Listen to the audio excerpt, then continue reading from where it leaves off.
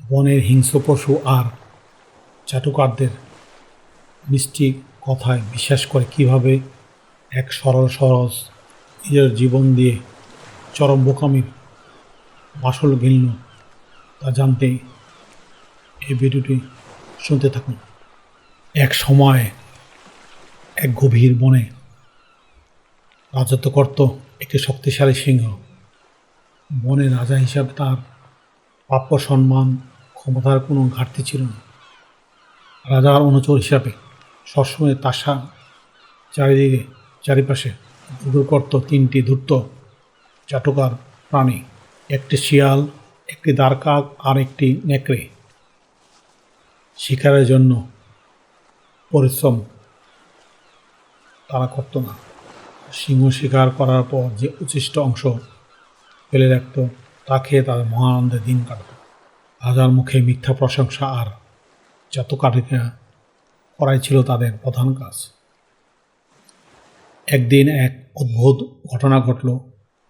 বনের পাশ ঘেঁষে চলে যাওয়া এক বাণিজ্যিক কাফেলার কাছ থেকে একটি উট দলছুট হয়ে বনে ঢুকে পড়ল। মরুভূমি প্রাণী উটকে বনে দেখে শিয়াল, কাক আর নেকড়ে অবাক হয়ে গেল। তারা ভাবল, এত বড় প্রাণী আগে তো কখনো দেখিনি। তারা উটকে ভয় দেখিয়ে ধরে নিয়ে গেল সিংহ রাজার দরবারে। উটটি থরথর করে কাঁপতে কাঁপতে রাজার সামনে দাঁড়িয়ে তার হারিয়ে যাওয়া গল্প শুনল। বোকা ও সরল উটটি আকুতি দেখে সিংহের মনে দয়া হলো। সিংহ রাজকীয় কণ্ঠে ঘোষণা করল, তুমি এখন আমার রাজ্যের অতিথি। যতদিন ইচ্ছা তুমি এই বনে নিরাপদ আশ্রয়ে থাকতে পারো। তোমাকে স্পর্শ করার ক্ষমতা ও সাহস কারোই হবে না। উটটি স্বস্তির নিঃশ্বাস ফেলল এবং সিংহের এই মানবতার পরম ভক্ত হয়ে উঠল। বোকা উটটি বুঝতে পারল না যে বনের হিংস্র পশুদের সাথে সরল প্রাণীর বন্ধুত্ব কখনো স্থায়ী নিরাপদ হতে পারে না। এইভাবে কয়েক মাস কেটে গেল। বোকা উটটি বনের গাছের পাতা আর কচি ঘাস খেয়ে বেশ ওঠাশোটা ও তাগা হয়ে গেল। সিংহের আশ্রয়ে থাকায় তার মনে কোনো ভয় আর দ্বন্দ্ব ছিল না। কিন্তু হঠাৎ একদিন এক ভয়াবহ দুর্ঘটনা ঘটল। এক বিশাল বন্য হাতির সাথে লড়াই করতে গিয়ে সিংহ মারাত্মকভাবে জখম হলো। হাতির সজোর আঘাতে সিংহের পা ভেঙে গেল এবং তার সারা শরীর রক্তাক্ত হয়ে উঠল। রাজকীয় অহংকার বজায় থাকলেও সিংহটি হাঁটাচলা করার শক্তি হারিয়ে ফেলল। রাজা শিকার করতে না পারায় তার তিন অনুচর শিয়াল, কাক ও নেকড়ে বিপদে পড়ে গেল। শিয়াল ছাড়া রাজাকে কেউ খাবার এনে দিচ্ছে না, আর তারা নিজেরাও শিকার করতে অক্ষম। দিনে দিনে ক্ষুধা ও ক্ষুদ্র তৃষ্ণায় কাতর হয়ে উঠল তারা। ক্ষুধার জ্বালায় অতিষ্ঠ হয়ে এই তিন চাটুকার এক গোপন পরামর্শে বসল। শিয়ালটি কুটিল হেসে বলল, আমাদের ঘরেই তো বিশাল এক বনভোজের ব্যবস্থা রয়েছে। ওই মোটাসোটা উটটাকে মারলেই তো আমাদের বহুদিনের আহার হয়ে যায়। নেকড়ে চিন্তিত হয়ে বলল, কিন্তু রাজা তো তাকে অভয় দিয়েছে, নিজেই দেওয়া কথা কি রাজা ভাঙবেন? শিয়াল তখন বুদ্ধি এঁটে বলল, রাজাকে নীতি ভাঙতে হবে না। রাজাকে দিয়ে এমন এক পরিস্থিতি সৃষ্টি করব যাতে রাজা বাধ্য হয়ে উটটিকে স্বীকার করবে। পরদিন সকালে এই তিন চাটুকার উটটিকে সঙ্গে নিয়ে সিংহের কাছে হাজির হলো। তারা দেখতে পেল ক্ষুধা আর যন্ত্রণায় দুর্বল সিংহ গুহার এক কোণে পড়ে আছে মারার মতো।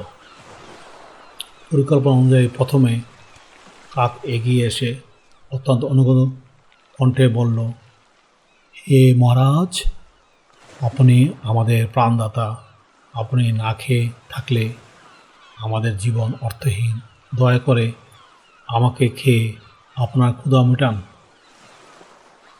সিংহ গর্জন করে বলে উঠল, না না না, তুমি এত ছোট, তোমার মাংস আমার ক্ষুধা মেটাবে না, তাছাড়া তুমি আমার প্রজা, তোমাকে আমি খাবো না।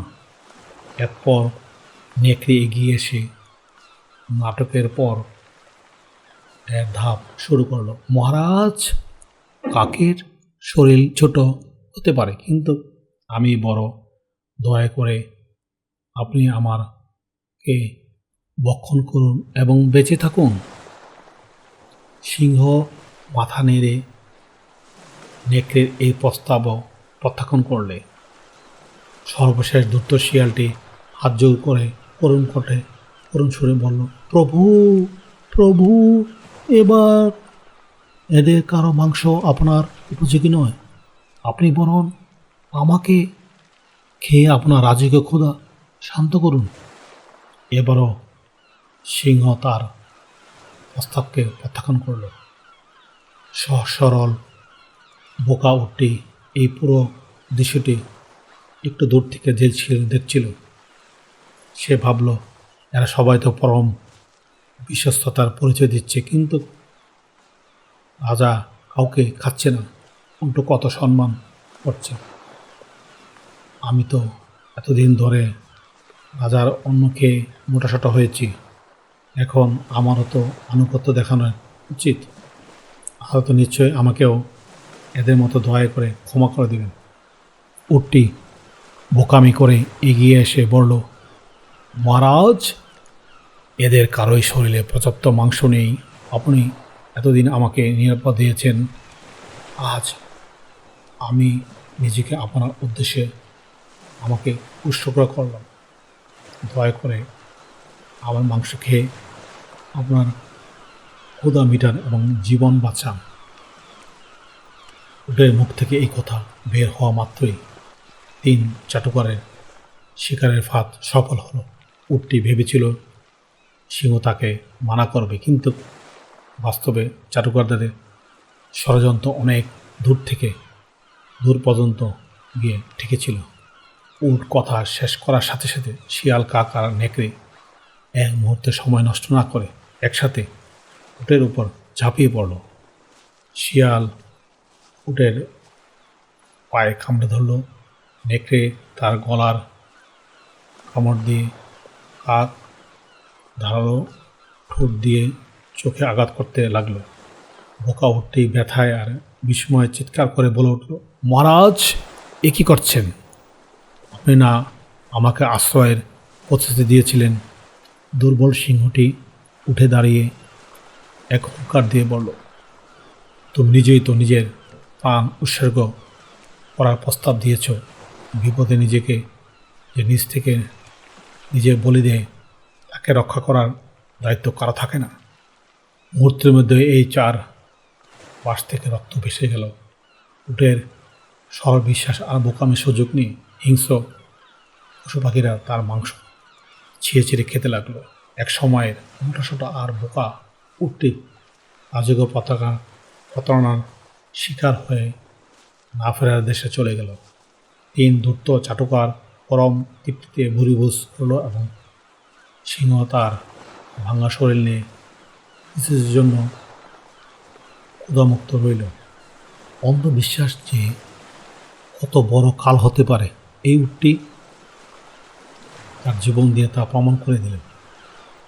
আজকের গল্পর এই শিক্ষা যে হিংস্র ও চাটুকারদের ফাঁদে পা দিয়ে অতি উদারতা দেখাতে গিয়ে নিজের জীবন দিয়ে সে বোকামের চরম মাসুল গুনতে হলো।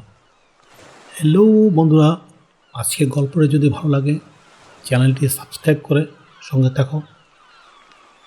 আবারও দেখা হবে অন্য কোনো গল্পে। Thank you for watching. Please subscribe.